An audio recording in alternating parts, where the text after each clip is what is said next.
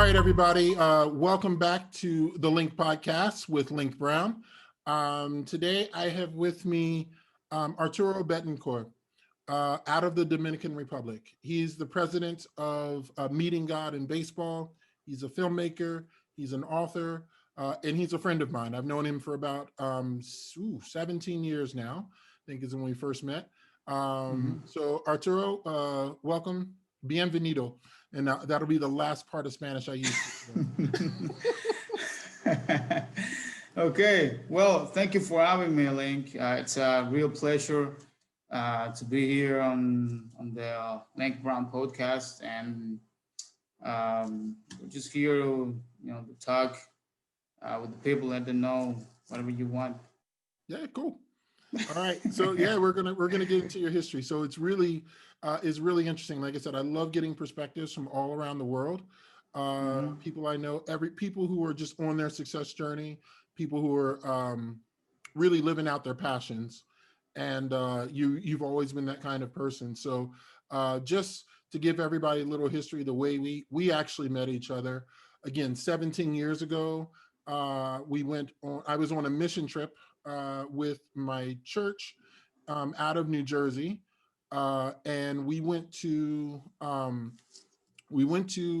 Santiago, and I forget the place. Santiago Airport. Yeah, Santiago Mission Airport. trip into La Vega. La Vega is the city. We went to La Vega. Yeah, so we went to La Vega, Dominican Republic, and it was one transformative time of my life where everything for me really changed. And I have always appreciated everything that I learned from you during that trip. Met a lot of people who really changed my perspective on life, on my own challenges in life. Yeah, it was just a really impactful trip for me. Again, we can talk about it throughout the podcast, but I want people to learn more about you as well. But again, it's just been a pleasure to get to know you, to figure out how we can continue to work together through the years. And I'm excited about what you're doing. All right. So maybe Arturo, you can give me a little bit of history. So are you from Atamayor? What part of Dominican Republic are you from? And tell me just a little bit about your family history. Well, I'm born and raised in a town called Atomayor del Rey in the eastern region of the Dominican Republic. From the last census, we were about 50,000 people in the whole province that has 3 different cities. So Atomayor is like the center of the region of the province. And so I was born and raised here. Not too long ago, only about 43 years. Still here. My parents are both from here. Most of my brothers still live around here. And I've had the opportunity to study, do things abroad, travel, do different things. But I'm not saying I wouldn't ever live somewhere else. I might, but I love this town. It's one of those places, where it's still quiet and calm, where you can actually live without having to worry too much about too many things. Yeah, well, first of all, Dominican Republic is a beautiful place with a lot of beautiful people, and the culture is awesome. I don't necessarily know why you would want to live somewhere else, and it's in the middle of the Caribbean. So, yeah. So there's not yeah, I guess there's a lot to offer.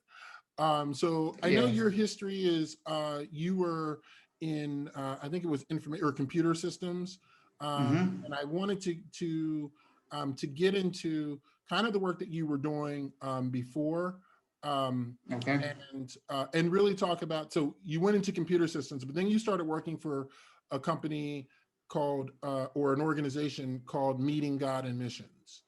Yeah. And that was what, 17 or 18 years ago? Um, that was, I would say, probably about 17 years ago. I think we both had our first trip together, coming from Oh, different really? places. Yeah.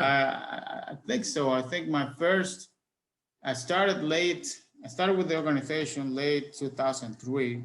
Mm-hmm. So my first groups I worked with were January 2004, and then I think it was March 2004. I went to La Vega with my first mission trip. So that might have been your first trip as That was well. my first one. Yeah, so it Wow. was my first one too. Oh, okay. Okay. All right, cool. Yeah. That was a complete culture shock. Complete culture shock for me. Yes. So And go ahead. yeah, and I was gonna say, like before meeting guided missions, I was like right before I was working at a swimming suit factory Mhm. down in Alto Mayor, and I worked there for 3 years, and then at the end of those 3 years, there was something that I was missing. I felt like I was missing on something, and it had to do with the times, the schedules I had to work, having to miss my time in church, having to not being able to minister as I was always doing, and I prayed. I was praying to God, Lord, would you get me out of here? Mm-hmm. But I need to get a job where I can do the ministry work, but I can provide for my family as well. I can help my family. I was still in 2003. I was still living with my parents. In 2004, I got married, uh, and not living with my father after that. So during that time, then something happened at the end of 2003.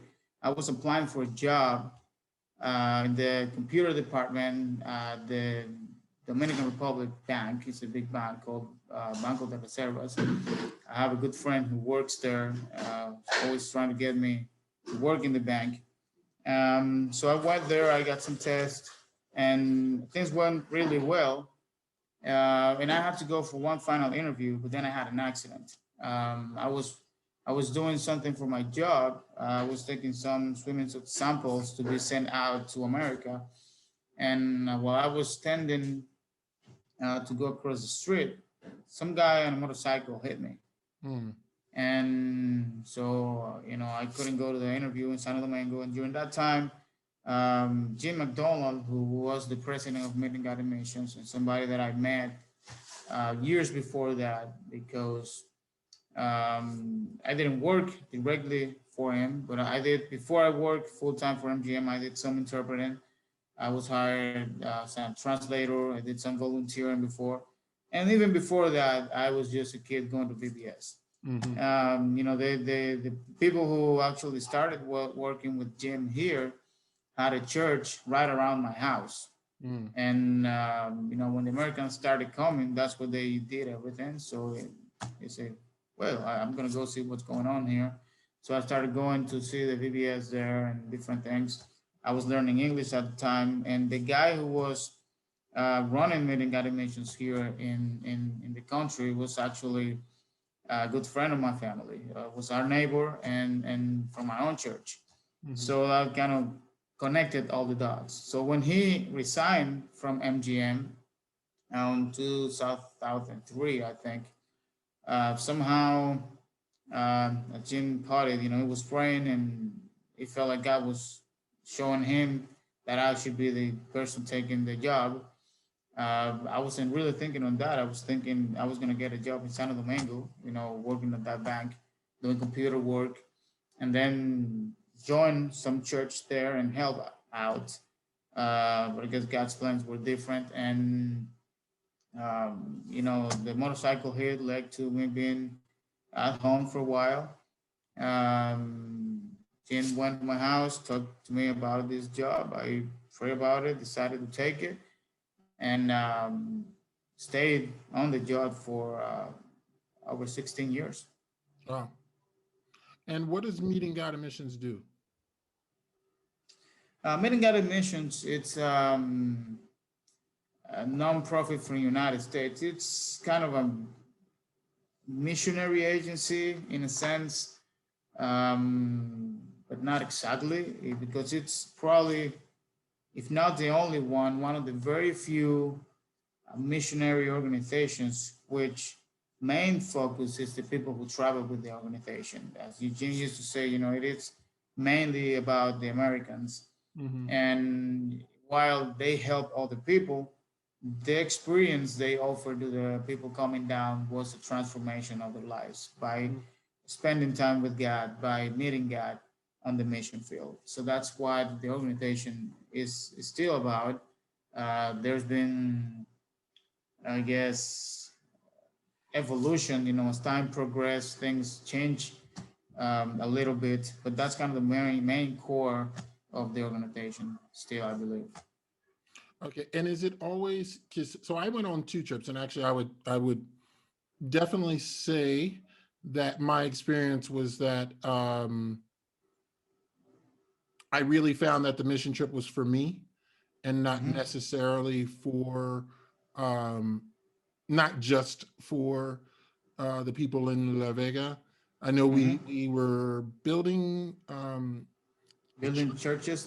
That first year, we were building a church in Santiago, a place yeah. called,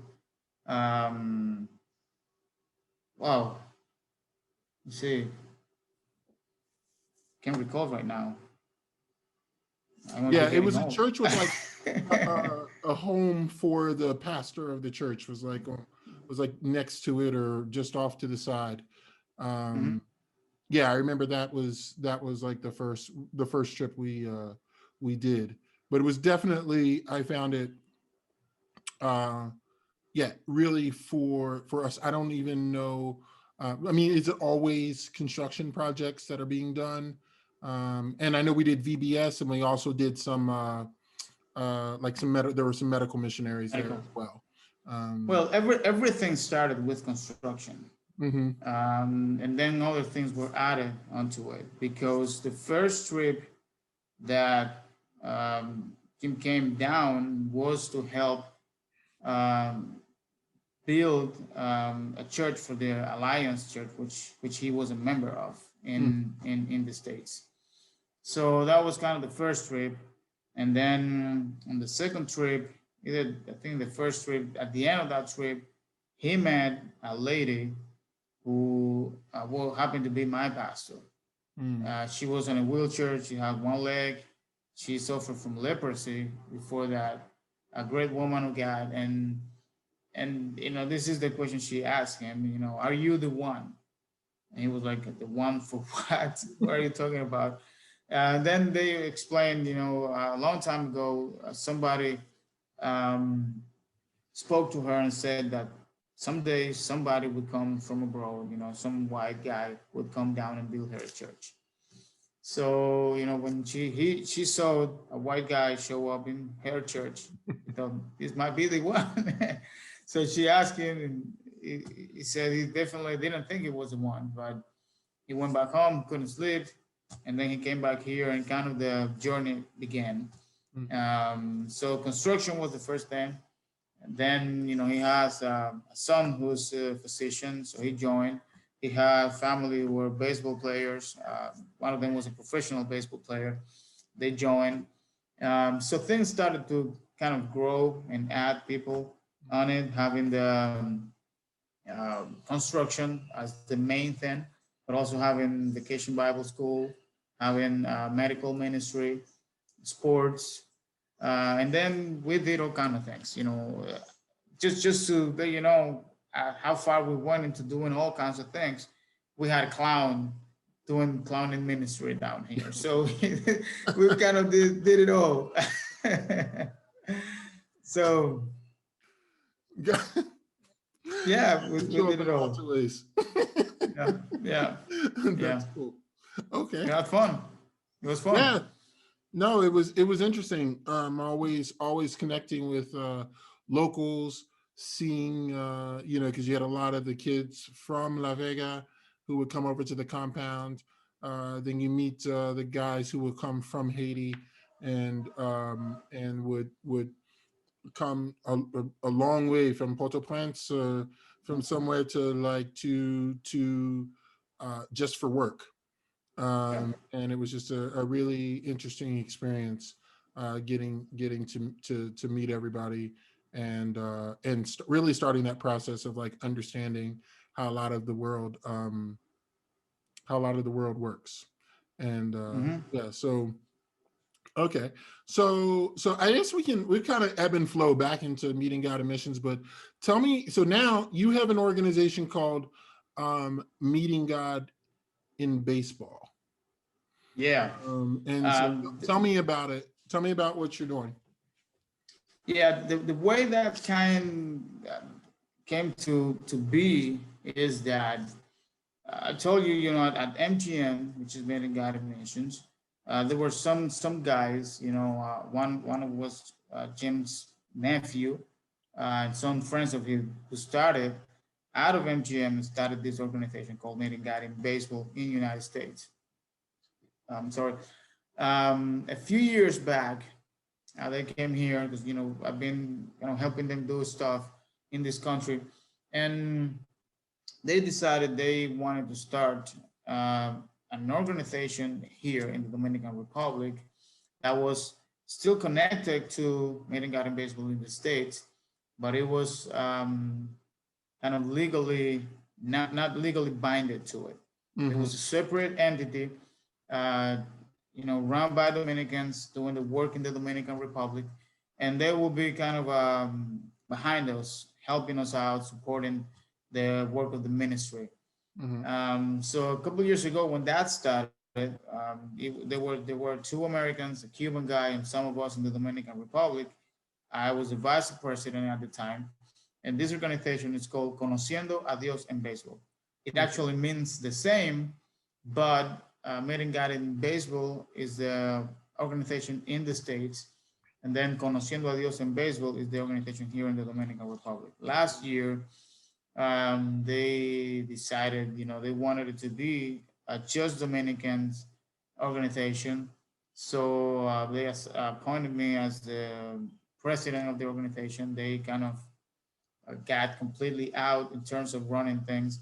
And so it's me as the president, some other um, guys here as part of the board, and the Cuban guy who's still part of that. So that's kind of how everything came to be. And it's been a year since I am the president of the organization. Mm-hmm.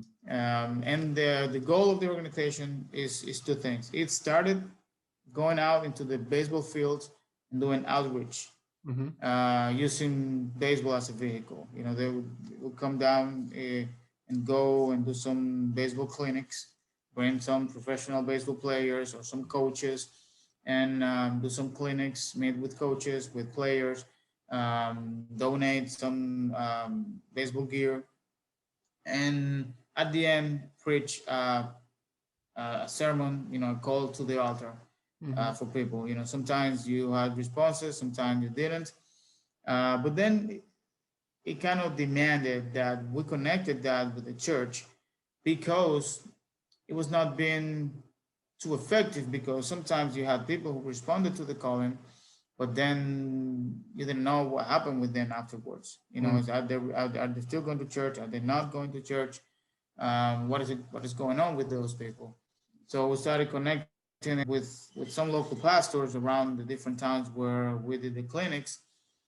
But then something else came up, and this is that it's not as bad as it used to be, but um, in a lot of places, church didn't want to have a lot to do with certain things that they consider were not necessarily holy or that Christians shouldn't be involved with. Mm-hmm. And sports was one of them.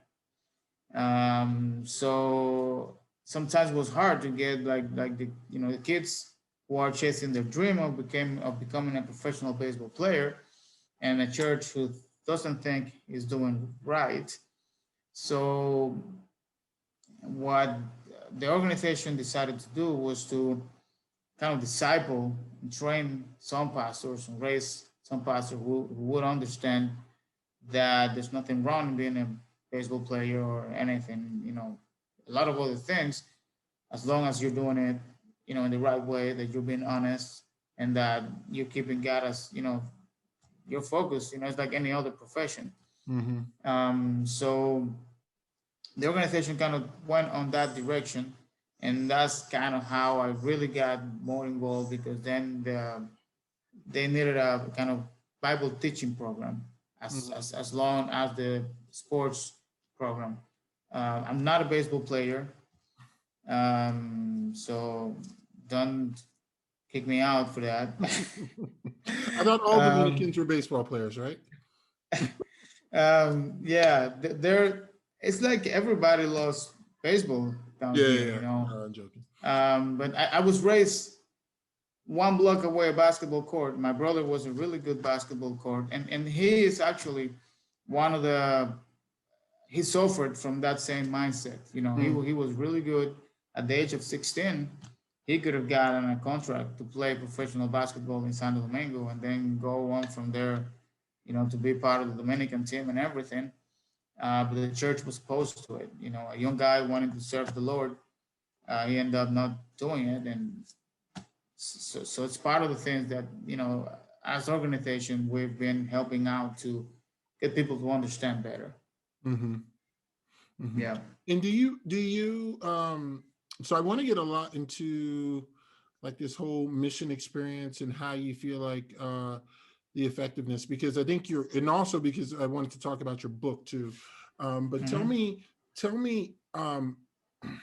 how do you find so I know that there was I read a lot about like how there was a big Dominican presence in terms of like I know there's a lot of kids who are getting what's it called recruited to go into baseball. Do you find that there is a hunger for kids? Like what is it that's drawing the kids to you after like during this whole recruitment process? Recruited to play baseball? Yeah, the kids who are recruited, I'll say it a different way. So the kids who are recruited to play baseball are always like they have different ways that they can go. So what is it about your organization that is attractive to these kids? Because the Major League Baseball has I've seen programs that they have in the DR for kind of developing kids, and I would assume that they also have some level of we'll call it mentorship or something inside of the program. I don't know how strong it is, but what is it then that you find is what is drawing people to meeting God in baseball? I got it. Well, I would think it's more the caring factor. The what factor? The caring. Caring. Okay. Caring factor. Because most of the kids who go to play baseball or practice baseball, they come with the dream to become a Major League Baseball player, and get rich. But it doesn't happen for everyone. Right. As a matter of fact, as part of the numbers that we handle, back in 2015, and I think that hasn't changed much yet, the percentage of kids who after getting signed actually make it to the major leagues is about 4%. And then for those who don't get to go to the major leagues, life is hard, and especially for all of those who never even get signed. So what we bring in onto the table is we bring hope, we bring caring, we because we work directly with the coaches, not supporting them only by providing gear and equipment, but we also bring the message of hope, the message of the gospel.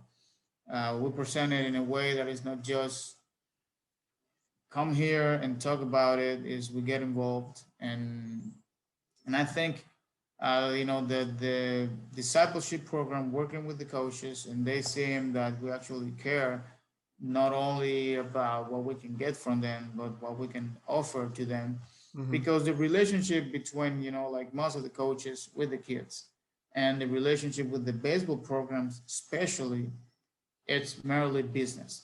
Mm. The baseball programs are exist merely because they can make money out of these players.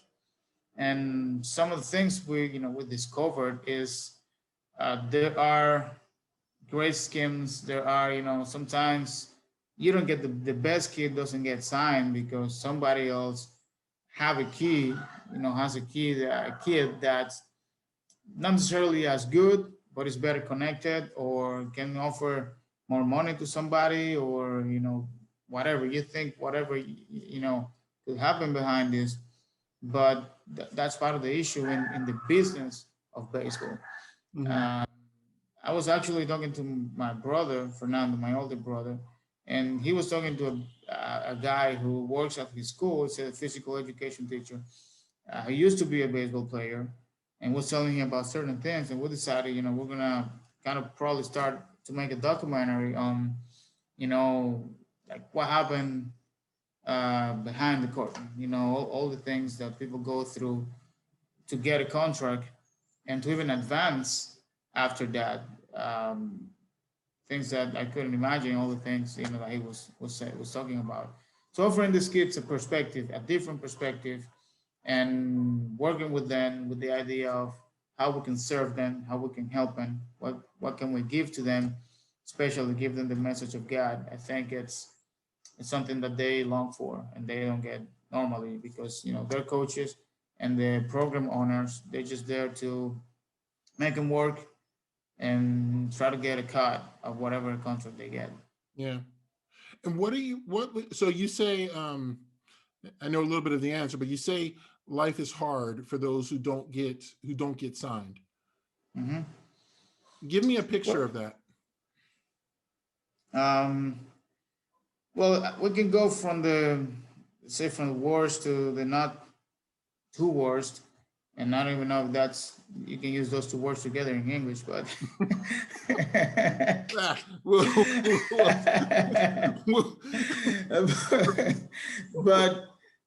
but that's kind of how I see it. So you have people, the ones that are really hungry to go after it is because they understand, getting signed, getting this contract will change their lives and their family lives forever. mhm. It has the potential to do that. So, people who doesn't like, you have people in the barrios, in Haitian villages, um, pursuing the dream because they know, if I make it, if I get it, things will be different. I'll be able to eat 3 meals a day. Mm. I'll be able to have a good house, maybe to house that doesn't have a dirt floor. Mm. And I'm not saying that's not the reality of everybody, but Yeah. that's the reality of many Hmm. who are pursuing the dream. Um, a lot of them, are raised by just one parent, usually just the mother. Some So it varies, but it goes from that end of the spectrum. People who live in a shack with dirt floor, not eating 3 meals a day, and there are others who are better served. Who are not necessarily that bad, but still have need, because this is a country where life is. We kind of take it easy, but the media of people, I would say the average salary is not $300 a month, and you Mm. have to live on that. There's all kinds of jobs, people doing all different things. Most people do have 2 or 3 jobs and stuff. That's kind of the life is. Mm. So 300 US dollars a month. Mm-hmm. Yeah, and as you said, that's that's average. It's very common. What Yeah. would be like a worst case scenario that people are dealing with? Worst case scenario will be people who doesn't necessarily have a job. They kind of live on day by day. Have to go out, hustle, see what they can get for the day. Living in a shack in a poor neighborhood, or in a remote area or a Haitian village. As I said before, not necessarily eating 3 meals a day, not having the best clothes to wear, and just having the dream. If I can make it, things will be different. I'll be able to help my family, maybe build a good house to my mother, have put food on the table, and and all the things that come, after that. Yeah. Um, so you come in, you're teaching, so you're working on baseball skills, I would assume, but then also Hmm. working on kind of integration into culture and society. That's what Meeting God in baseball is doing. Yeah, yeah. The way it works, from time to time, we have the guys from the states who come here to help teach baseball skills, um, and to provide some support, for this these leagues or teams who doesn't necessarily have much, and are doing the work. So we provide that, and through the Bible program, then we provide training for pastors and some coaches to be able to disciple the kids, and see in the kids. And I don't want to say, that every coach is out there just trying to make money on the kids. There are Mhm. those who really care, who are, trying to help them to raise them to be good men. But a lot of the coaches are just there for the money. Mm, So when we come in, we teach the kids and the coaches through the discipleship program, that the life of these kids is more than just an asset, mhm. to make money, because if I work hard on this kid and he gets signed, I might get 30-40% of whatever he gets.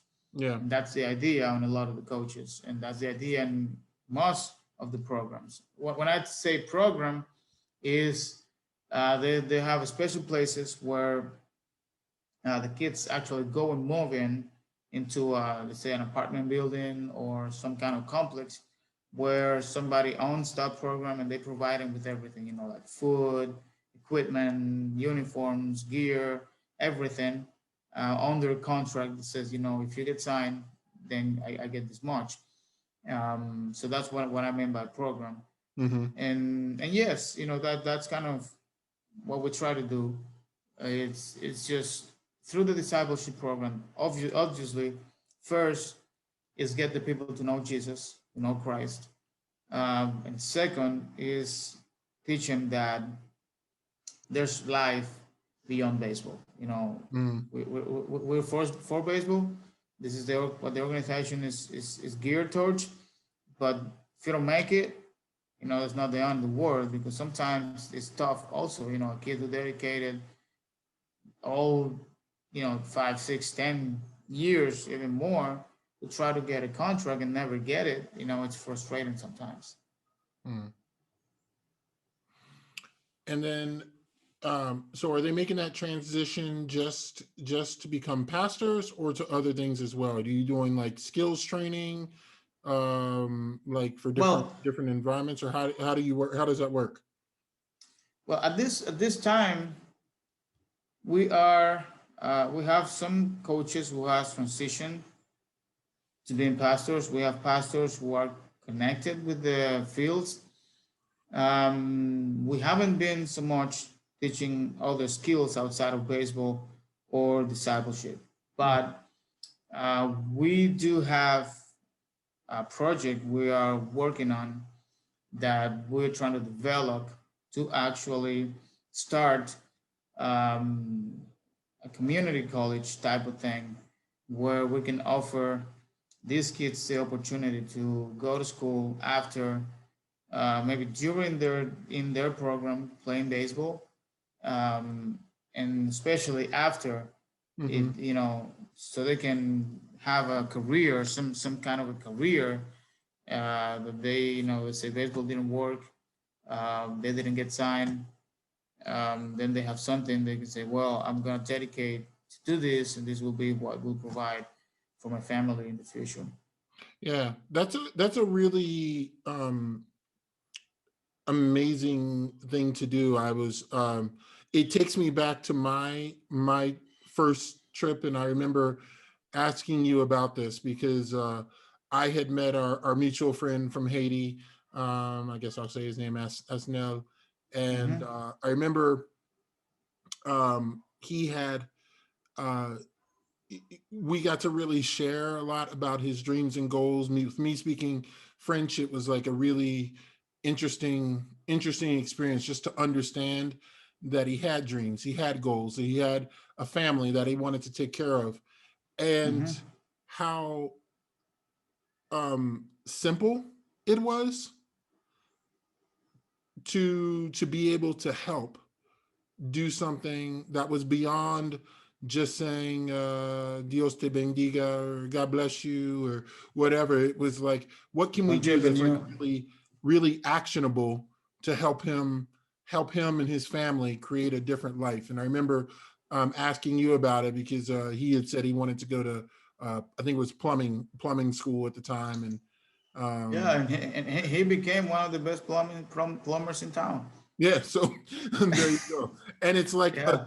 a very small seed, and not to talk about anything that we do like privately, but Mm-hmm. it's one of these things you go, wait, this guy, and so what was really transformational for me is, like I said, it's just realizing like it's really simple things like education and opportunity, because we would go into town and you'd see people treat him, actually really treat him differently because of his Mm-hmm. status, because he was a foreigner, a Haitian coming over, obviously not dressed well, not dressed a certain way. And I just remember seeing that level, and I'm not saying that DR is full of discrimination. We all have our own prejudice and or anything like that. But I really just appreciated the fact that something so simple could really help somebody change the trajectory of their life and of their future. So I think when you talk about this kind of vision for yourself of starting this community program, or Mm-hmm. community college, where you're giving them real life skills, so that whether they go to the major leagues or not, there's something that they actually have that's going to keep them off the street and give them something that they can use to benefit themselves, their family, the economy, and the community as well. Yeah. Yeah. This, some of the issues with kids pursuing the baseball dream, and I mean, there's nothing wrong with pursuing your dream, Mm-hmm. but one of the things that happens is that because it requires so much, especially nowadays, is like, especially in countries like this. I think in the States, and I like the way they do it there. You kind of have to go through different stages, and you have to even go through college before you can get drafted. Mm-hmm. Um, Here, they want you to practically just quit everything and focus 100% in baseball, so you can get really good really fast, and Mm-hmm. you can get signed. Yeah. I think from the last time I checked until today, there's been a slight change in that, where they are trying to offer the opportunity, at least, that they go one day a week to school and they get their high school diploma while they're going through the program. And I think it's more like a major league requirement than it is the desire of the programs here. But I think they're doing that now. But still, it's not enough, because it's not the same quality of education, for that program, like the weekend programs, they go one Mm-hmm. day a week, was designed for older people who had to drop off school for different reasons, and they didn't have a choice more other than go to school 1 day a week, get the basics only, and somehow get a high school diploma so they can do all the things. Mm-hmm. So, for a young kid, the ideal would be that they can have a regular high school time, and and then think on what he's going to do after that. If he gets really good that they can get a sign to play baseball, that's great. But if not, which is the case of the most, then what you do next. For most of them, they're older than they wish, and by that time they think, I just need to do something so I can make some money. I'm not thinking in going to school. I just want to make some money. And that's one of the things we're trying to help, is to provide them with an opportunity, with an insight, thinking that they can prepare to actually do something else if baseball doesn't work out. Mm-hmm. But also is the fact that you have the price of college. Mm-hmm. In some places you have like a government university, like here in Atomayor there's one, and in other places, but still it costs money. So for somebody who lives in the conditions I was describing, after baseball, he doesn't make it in baseball. What is he gonna do? Is he's gonna spend whatever money he makes to go to college, Mm-hmm. to buy books, to do those things. So by starting this community college will be a way to offer them affordable tuition and all the opportunities. And in the best case scenario, we can manage to get enough people to back us up that we can offer them, free tuition, Mm-hmm. or, something like that. So that's kind of the idea we have about it. Okay. Yeah, I definitely want to have you back on as you guys develop this, because Mhm, this is something. Again, I've seen it firsthand. mhm. That, I mean, I think we you intrinsically know it. Like, everyone understands that education is important, Yeah, right?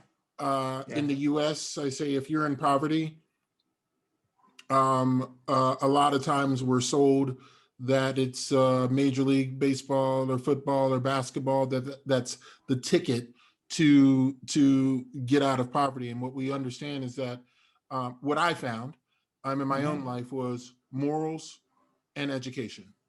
Hmm. Like, if I was, and that I got from my mom and from church and my community, and then I got in education. And as long as I got those two things, everything else really started to fall into place. And not to say that things weren't hard after that, but definitely um, it's a foundation that you use to build for your life and then to build for future generations. Um, and if I know it's true in the U.S., uh, and then seeing it go into effect in different places that I've seen in different situations I've seen in the DR, I go, yeah, education is important, and giving them that solid, like, a moral framework to work with. It's Yeah, awesome. Yeah, yeah. I appreciate that. I can appreciate that. So one thing I wanted to get into was actually your book. So your Hmm. book is called Be One, So the World Believes. Hmm. I read it. I read over the last few days. Uh, I really liked it. And I didn't just like it because you're on the podcast, but I liked it because I actually did. It's no, I love. First of all, I don't Yeah. like overly long books. I'm dyslexic, so I'm like, I can. My attention span is low. So, Hmm. but yeah, it was straight to the point. It's not a very long book. It took me about an hour and 15 minutes to read. And what I really, there's lots of things I really liked about it, but I really love the message of, essentially, it feels like what you're doing with meeting God in baseball is what you're saying in your book, which is really be the church. Don't Hmm. just go into our corner of whatever our particular denomination is, or our particular belief system, and then everything becomes an internal thing about how we see ourselves, and instead of going out into the world and helping to improve the world instead. And maybe that's just how what I took it, but you can tell me what do you hope people take out of the book? Yeah, certainly that's part of it. Because as the church, we have a mission, and we exist for a reason. It's to show the world the kingdom of God. Mm-hmm. You know, it's to that's the message. You know, Jesus came and said, you know, the kingdom of God has come close, has come near, and the way that the early church showed that was by what is described in the book of Acts, that they came together for prayer, that they share, you know, in the biblical terms, it said they broke the bread, they shared meals together, they cared for each other, and then they went out and told other people about it. But more than just going out and tell other people, people saw that they were for real in the way that they care for each other, that they shared time together, the way they behaved, you know, before society. And especially this one particular prayer that Jesus prayed, you know, in John 17, when he is, and to me, it really hit me because, you know, if Jesus is praying for this to happen, it must be important. Mm. And he was praying, Father, I pray not for these ones alone, but for those who will come after them, that they will be one as you and I are one. So the world believes. So if you connect that with what he said to his disciples in the book of Luke, chapter 18, about, you know, when the Son of Man returns, will he find faith on earth? On earth. So what are we doing to show the world that actually Jesus is real? That they have to believe in him. Um, as you know, the world, the system is doing a great job in pointing things to everywhere else but God. Mm. You know, you have it in just Christmas, for example. You know, Christmas is a festivity that was born to celebrate Jesus's birth. Mm-hmm. I did an exercise in church the other day. I was asking my youth, um, you know, what is Christmas about? And if this is kids in church, their answers were, well, it's vacation time. You know, it's time to share with the family. You know, it's time to get presents. It's time to enjoy. You know, Right. so the word has really done its job in preventing the people from actually knowing the truth of God. Mm-hmm. And we as the church need to, you know, stand up and do our job to be the church. And one of the main ways we do it is by being united, is by showing others that despite of what name your church might have, if you believe in the same God, you believe in the same, in the sacrifice of Jesus Christ, we are family. And most of the times, in most cases, we don't really treat it as we were family. You know, it's like we don't believe in it. So the book takes people through different steps into getting to that unity. You know, it's like the first chapter is called Houston, We've Got a Problem. I'm just trying to lay out to the people that in not being one, as Jesus is saying we should be, there's a problem. Mm. And we have to face it. Then just move from And what there is the in problem that you see? division. Yeah. Division is the main problem that I see, that everybody is kind of having their own vision, their own idea about how church should be, about how things should be, about how we need to do things. And we're focused on the really not important issues, like here in the Dominican Republic, which was my main point of reference. I try to relate to the pastors here, it's like the sports thing. How can you be in a church and you don't want to get together with people that say that their women wear makeup in their church. So, their women wear makeup, we don't want to have anything to do with them because they're not really Christians. Or if they play different kind of music, it's like in church, music should be just the organ. Mm-hmm. If in your church you do something else, you're going to hell. I don't want to have anything to do with you. So we have two main groups colliding when we should be helping each other. We're Yeah. complementing each other in the things that you can do, I cannot do, and use our resources, our time, our energy, everything for the kingdom of God to show the world that really Jesus wants us to be one.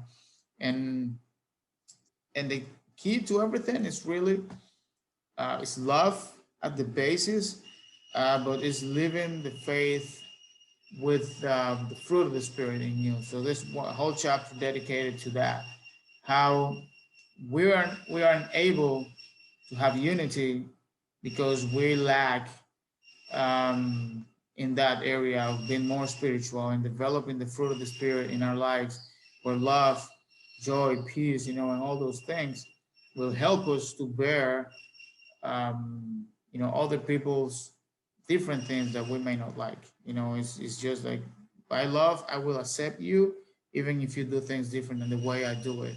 I know we can complement each other. Yeah, it's so interesting because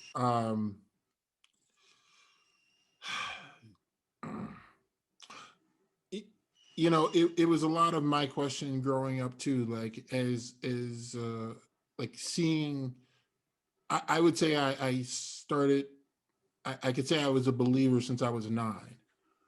Um and but then, like, when you start to see divisions, when you start to see that it's not the fruit of the Spirit, it's not love, joy, peace, kindness, goodness, gentleness, self-control, it's not those that are like the predominant things that are going on. It's uh you see, when you see that it's that people aren't being consistent with what they say they believe, you Mhm. start to doubt yourself. And it just makes sense because Yeah. the moment you see inconsistency in the world or in your life, you question, right? And so Hmm. you question its validity.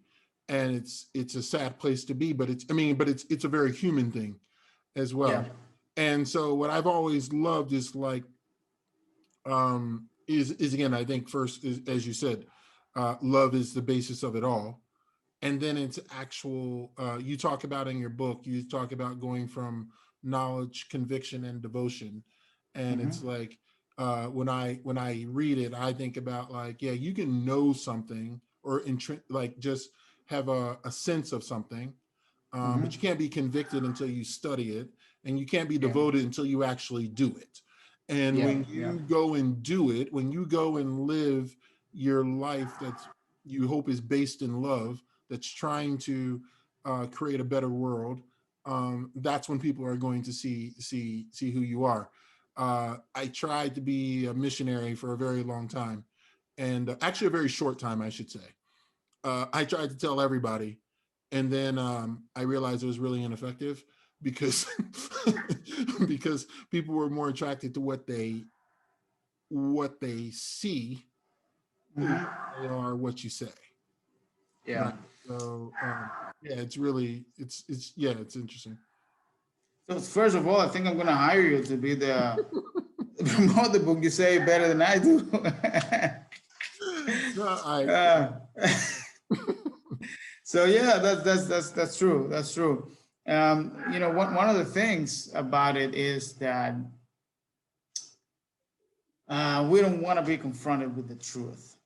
Mhm, You know, change hurts, as you know, and mhm, when change has to be driven by ourselves, I have to drive myself to change for the good, to change for the better, to be what God is telling me I need to be.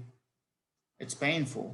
Mm. Um, and then, the same issue of not having a true unity, of not having a lot of really honest people, people who you can really trust, makes it difficult because there's people who might want to change, but they don't feel comfortable or confident to talk to somebody because they know that in many cases, instead of being helped, they're gonna be judged.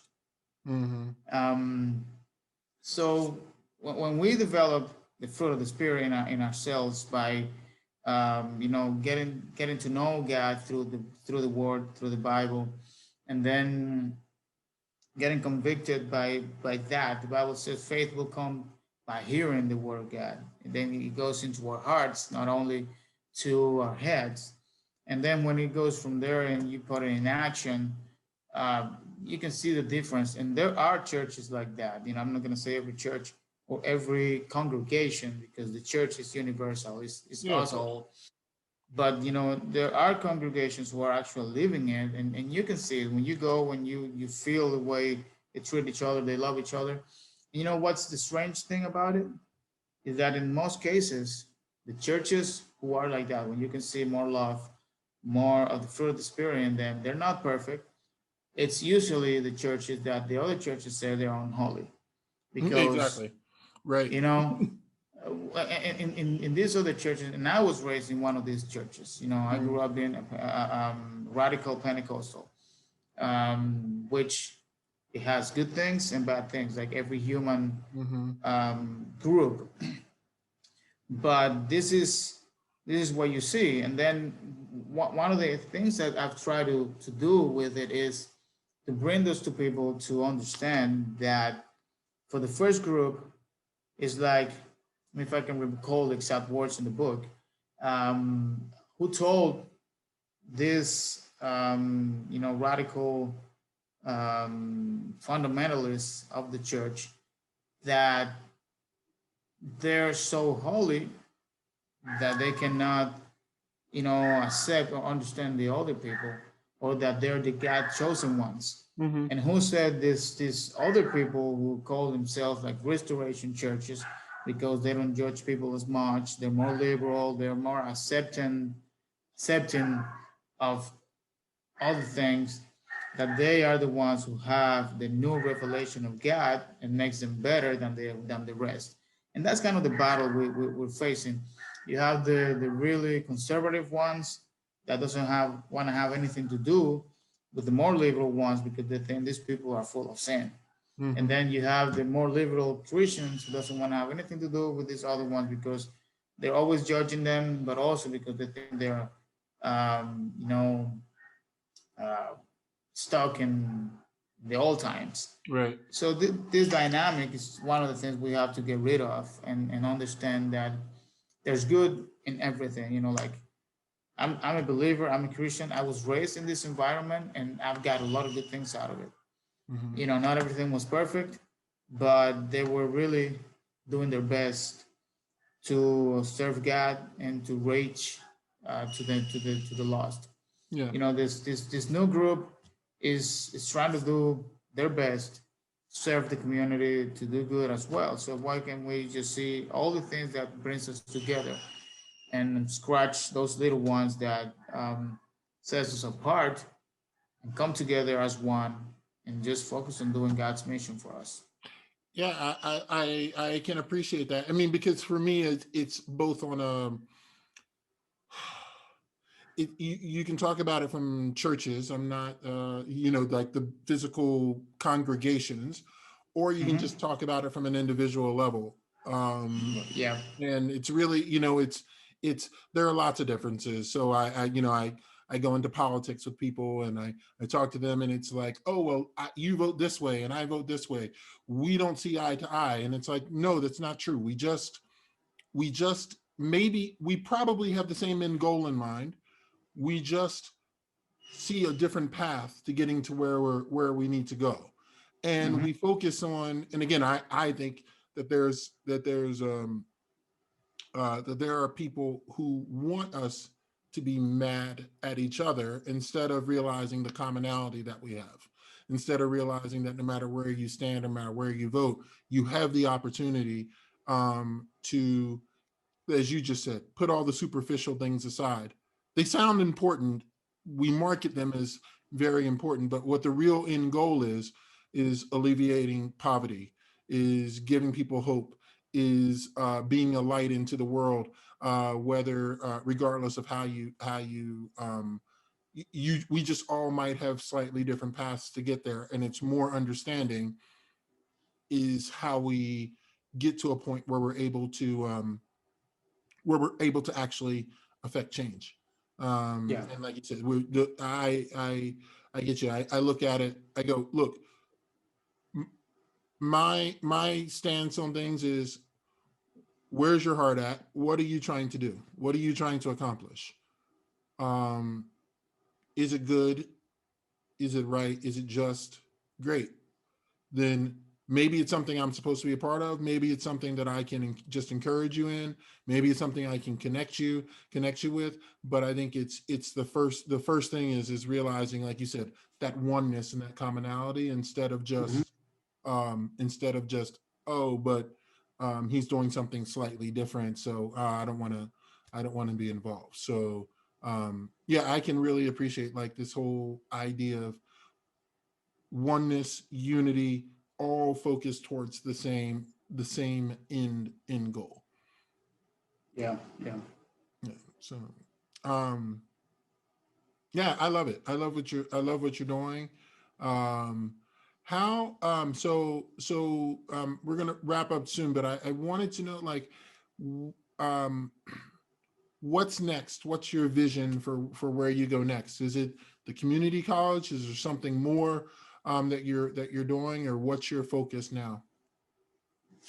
Well, we are working on the, well, since we're working on it, in the midst of what's going on, it's kind of odd, but we're working on how we can get back to work with the people in the field. So Mm-hmm. we're actually kind of having meetings and talking about how we can best do this in the midst of what's happening, because people still need hope, they still need reach, they still need to be prepared and get ready. Um, so that's one of the things we're trying to focus right now. It's developing strategy to be able to get back in the field. Mm-hmm. Um, Also, to we're working on this discipleship program. We're having meetings, online meetings with some of these pastors and coaches, just to go through some Bible studies together to keep everybody ready and doing what they need to do. But as our main project right now, what we are really trying to make happen is the community college, because I believe this will, it can become a really kind of cornerstone for everything we're doing. Mm-hmm. It can help us reach more kids, more people, helping in a better way. But it can also help the organization to grow, um, to be able to continue to do the things we always do. And so looking for kind of a sustainability long term, to be able to kind of recycle resources and be able to reach out to the people, get some resources, use them for the field work, but get back into this community thing. So that's kind of where we're trying to focus right now, and don't want to kind of go in too many different directions. Mm-hmm. Experience has taught me that's never good. So you probably get nowhere. So we just Yeah. want to focus on that and try to make it happen. And then it will open doors to do other things, Yeah. because out of a school you can do, I guess, whatever you want. I mean, in terms of different disciplines. Yeah. And what does it cost typically to put one person through school for a year? Well, in regular school, Like I was just talking today with, with a nephew of mine who is going to a technical school here. It's called the Technological Institute of Las Americas, and it costs him like $100 a month for tuition Mm. in this school. Right now, he's doing it from home, so there are no other expenses. When things are normal and he was living at the place, then there were also, like living expenses along with that. Mm. But tuition is about $100 a month for a student. We're looking for ways that we can make it cheaper. We haven't found a way yet, but we're looking for ways so we can make it cheaper. But that's kind of average and standard in this country. Okay. Okay. I mean, that's yeah, I was shocked because again, when you go, my university in the United States last year was about $61,000 for the year. Nobody would go to school here. So I say, oh, okay, $1,200 a year. No, I mean, again, it was one of those things for me that I realized where there's a certain privilege that that that we live in, particularly Americans, people maybe Europe too, where we just don't realize the how what we see to be a little bit really changes things, and it means the world to people. Yeah, I'm really excited about how you guys are looking to incorporate not just the caring but the education into your ministry and into your work, and really being the church instead of just being a church. Yeah. And that's really exciting. Cool. So I know we can get your book on. It's called B1. So the world believes. You are on Amazon and Kindle. I read Yeah. it on my Kindle app. Mm-hmm. So that's great. We'll put a link into the description box so people can understand. What's the best way Um, for people to reach out to you?